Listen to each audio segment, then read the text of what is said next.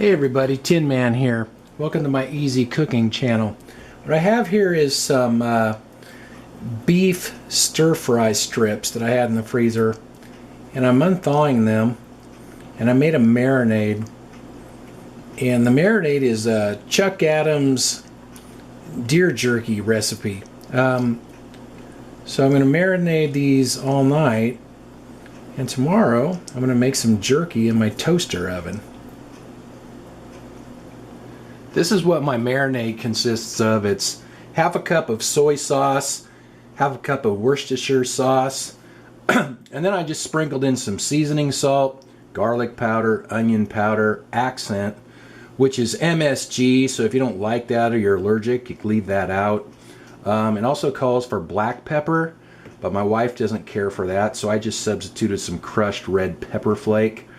Now I just dumped a little bit of each of those in. I didn't really measure it, but I'll see if I can find the exact recipe online and put it below.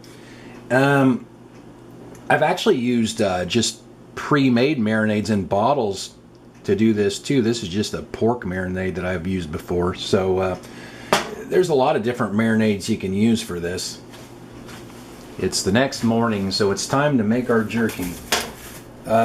I'm going to take the wrap off that. We're going to put this marinated meat on these paper towels and try to get as much of that excess marinade out of the meat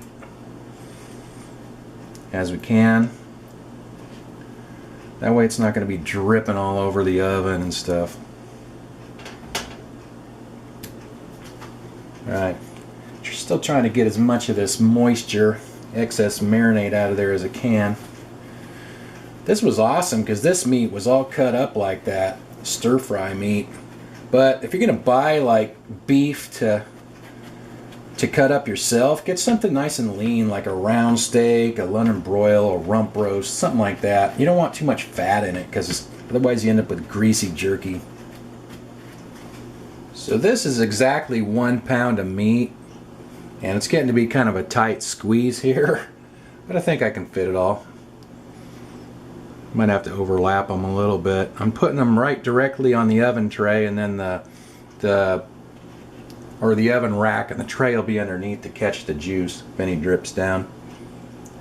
I've done this before. I did one of these videos using pork, and someone asked me the other day if I could do a beef one. So I'm like, yeah, one of these days when I get around to it.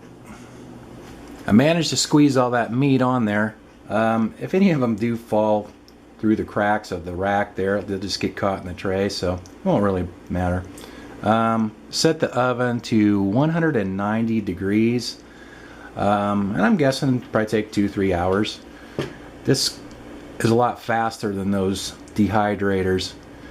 That looks like a lot, a pound of meat, but that's not going to make a whole lot of jerky. That'll be gone in 60 seconds. Well, not 60 seconds, but pretty short while. Okay, it's been about 3 hours, and this has been in there at 190 degrees. And I would say that that's done. That looks beautiful. This is probably one of my favorite jerky marinades that I've tried. And like I said, I'll try to find the exact recipe and post a link or just type it out in the description below. But this jerky looks awesome. Man, this is good. Alright, I hope you guys will give this a try. Thank you for watching, and I'll talk to you next time.